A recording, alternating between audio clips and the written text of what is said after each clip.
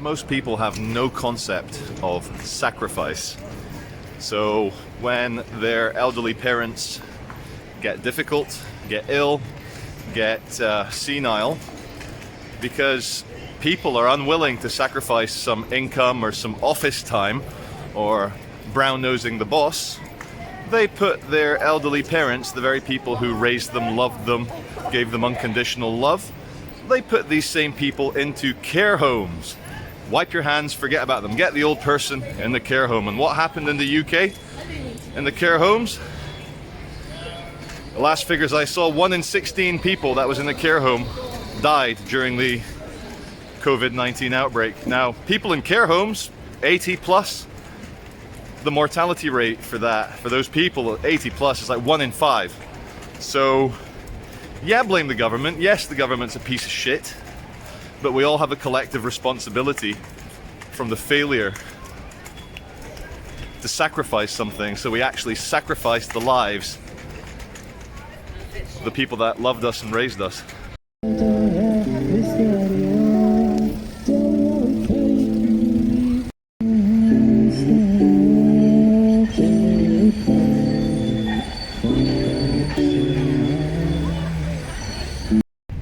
Doing the right thing is sometimes the hardest thing to do, but I'll tell you what's a million times harder is living day in, day out, trying to fall asleep, waking up every day knowing that you chose the easy option rather than the morally right option. And I think that's what fucks a lot of people up these days. Whether it's career, whether it's not having a baby and killing it, whether it's your parents, whether it's what you know is right politically. As Shakespeare said, a coward dies 1,000 deaths, but the valiant, the brave, they never taste of death but once. Do you ever watch those videos from Yemen or Oman or Saudi where a convicted rapist or child molester is taken out into the yard? They lie him on the ground, put an AK-47 to his back, and kill him. I don't feel any badness watching someone who has killed or killed children or raped children. You know, in our tolerant society, it's better to be safe than sorry. You don't want to go around killing people willy-nilly, but by keeping mass child rapists in jail for their lives, by keeping murderers, people who torture children in jail, they're still part of the collective unconscious, and we pay a very high psychic price. Now, it's no better in America, where many states have the death penalty, because they go through 20 years of appeals. It costs like $5 to $20 million to do all the legal appeals, all the bullshit to get someone executed. So I don't know what the solution is, but it might be time to tolerate a bit less and condemn and instantly punish a bit more.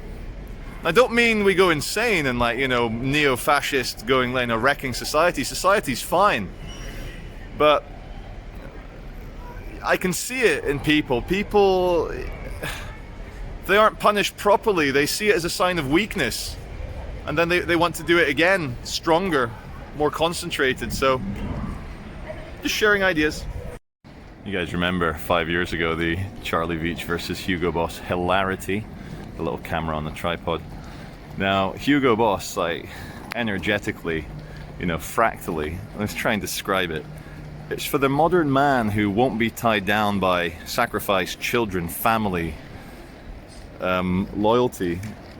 The modern Hugo Boss man is interested in sharp fascist appearances.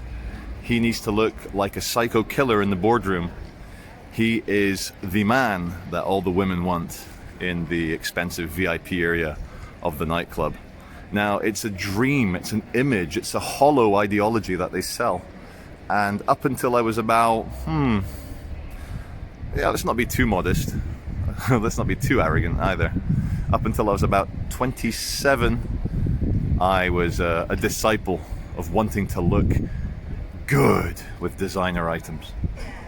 It's a great moment in the film 300, obviously based on ancient Sparta's fight against the Persian invasions of Xerxes, Cyrus, etc. Great scene near the start of the movie, the first battle, where the Persian hordes, the slave army, comes rushing in, slams against the 300 Spartan soldiers, and they get pushed back because obviously there's 1,000 Persians And they push back the 300s, push back, push back, push back. And then King Leonidas in the film says something, "Ah, hold!"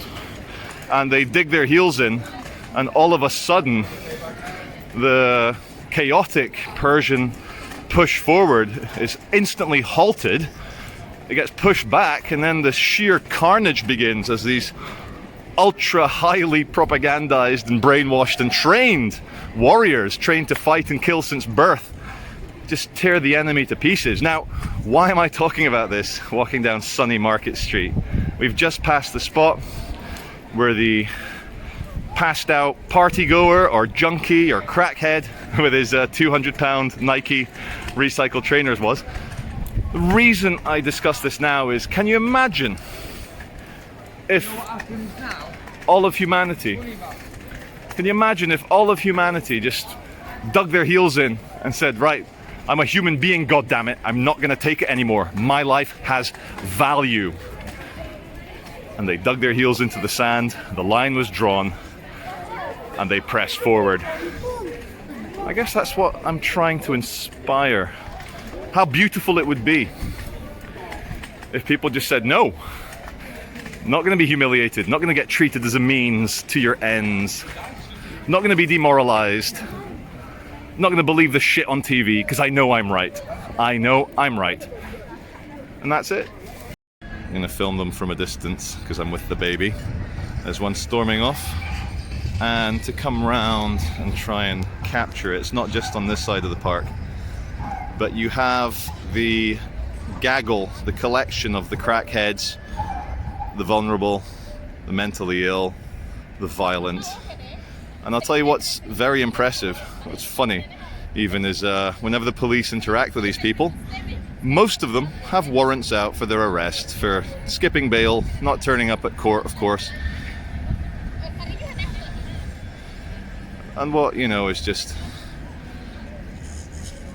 very sad is what I've discussed in previous videos, is that what you have there, you've got on the other side of that sandstone wall as well, there's another 10, 20 of them. You've got 50 potential murders, 50 potential rapes, 50 potential attempted murders. We have no idea of the dark and twisted nature of their minds. You can instinctively know not to go near them. And I just want to give a message to Andy Burnham, the mayor, the Labour mayor of Manchester, is that what he's done, I need to keep an eye on the baby, I'm in a precarious position here. What the mayor has done, he's decided to allow the most challenging, difficult, violent and mentally ill people, including this guy, to hang around on the street begging, shitting, pissing, smoking drugs, going crazy, begging, annoying families. And again, as I've mentioned before, we all pay a very high psychic price for this. Right, let's walk back down Market Street. I gotta go to the supermarket, I'm gonna get the baby back in the car, take him back to mummy. But rather than sit in the car and you just look at my handsome face for 10 minutes, let's do this live in the street. Right, I've been noticing some very big patterns, and it's like, oh, there's a pattern. So I think that's what the brain's for, isn't it? And what I've noticed in the last 5 years or so, 4 years in America since Trump came to power, but here in the UK, Conservatives have been in power, either in a coalition with the Liberal Democrats or by themselves for a long time now. I don't know how long it is, 10 years, something like that. Anyway, so, hey, coming up straight ahead is one of my environmental enforcement friends. Hooray! Don't worry, it's not about you guys today. You have a good day, mate. You too, mate. Hello! So, what was I saying?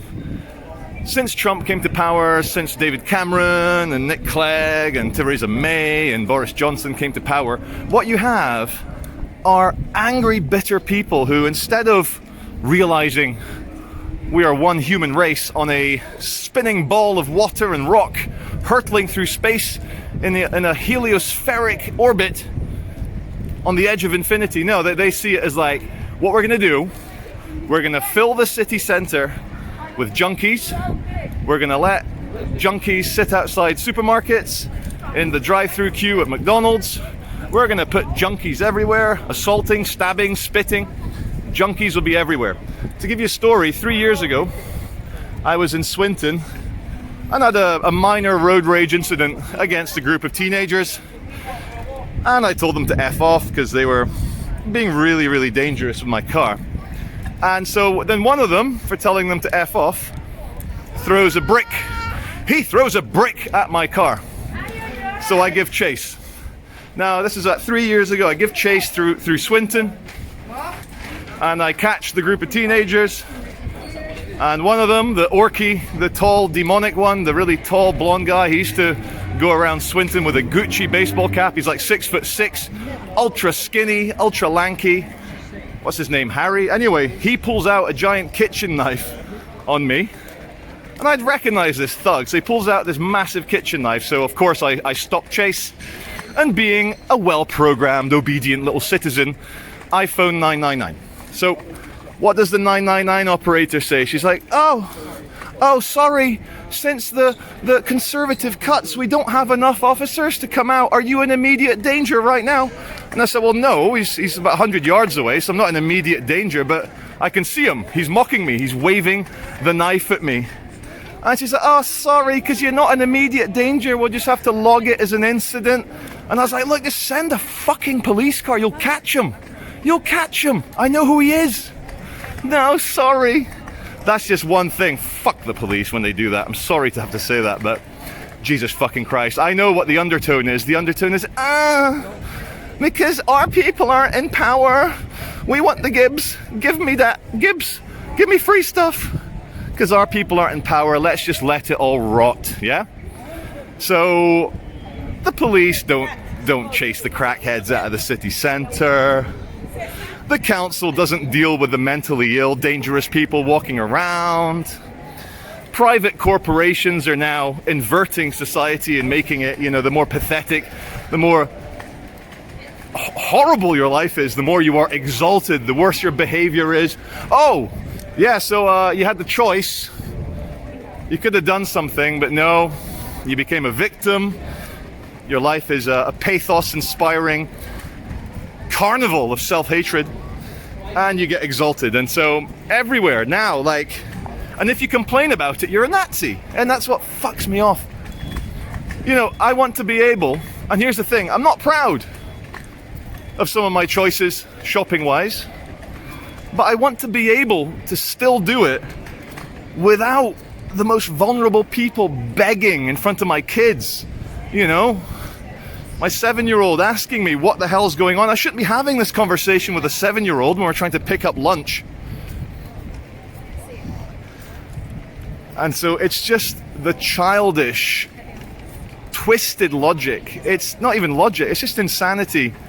That it's like a child throwing its rattles out of its pram.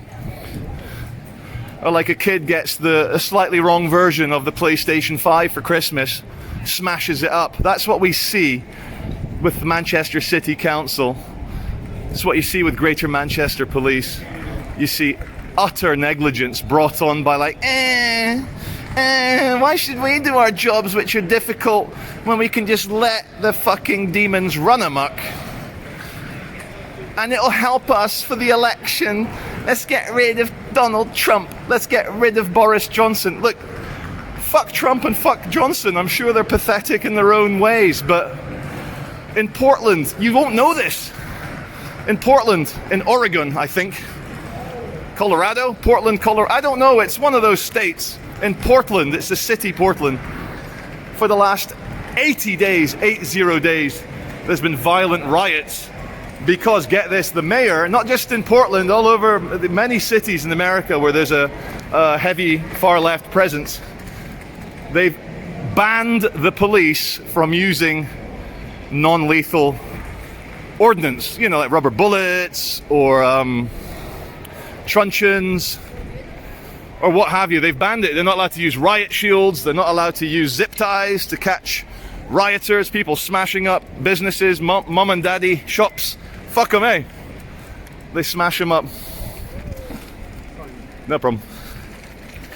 So you won't know this because the mainstream media, which is fully cucked, fully paused, fully on this thing of this energy, oh, we don't like Trump or the Republicans, so we're gonna let the world burn. We'll even sacrifice our own kids. These fuckers, man, these fucking demonic little cunts. I'm sorry.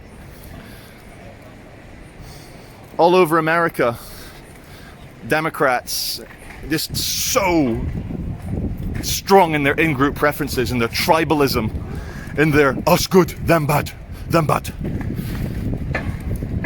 America is now in a civil war. Britain is going that way, but we don't have as many guns or as much racial diversity for the hard left to use to twist its claws into, like there is in America with 13% black, history of slavery. These are great fulcrums for nasty agendas to get their talons into and to twist, to make bleed, to lacerate. They are lacerating your society. I've had enough. I've had enough. If we tolerate this, as the fucking Manic Street Preacher said, if you tolerate this, then your children will be next.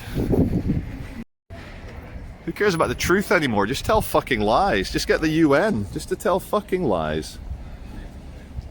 No, coronavirus isn't the biggest global crisis for children since World War II. Starvation has been. Child abuse has been. Warfare, civil wars, child soldiers, landmines.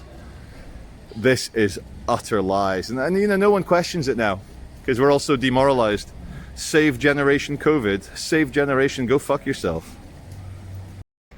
It's the last video of the day. I'm so angry. I am just pissed off. You know, time for arguments of trying to use logic and reason and morality and empathy, sympathy, tugging on people's heartstrings together with logic and reason and empathy. That era is over. You now have two camps. It's who knows what fucking world this has come down from, that it's been cut down the middle. And here's the thing, like, I think my ideological adversaries are wrong, but I'm not going to punch them, I'm not going to spit in their face, I'm not going to kill them and put them into death camps.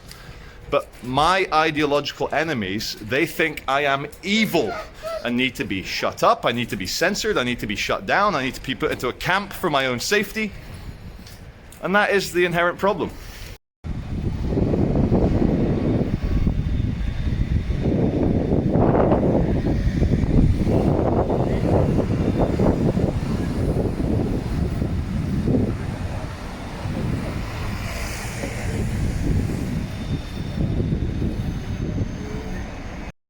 You know, when I'm by myself in the city, I'll do anything to avoid a physical fight because it gets ugly, you can get injured, you can get arrested, get all sorts of diseases from fighting with people. But when I'm out in the city with my baby, it's at once I'm, you know, very concerned for his safety and I don't get into any conflicts, any confrontations with anyone for obvious reasons because I'm with the baby. But there's also this kind of like really righteous peace at the heart of my soul that knows that because you're here literally defending a 1-year-old baby, that anyone starts a conflict with me or starts a confrontation, I'd go in full guns blazing as if I wanted to end the fight in 1 second. That's all I have to say. You don't fuck with a man with his baby there because he's not going to go down. He's going to win or die. Don't want to be too dramatic, but anyway, thank you for watching. This is Charlie Veitch on the 23rd of August.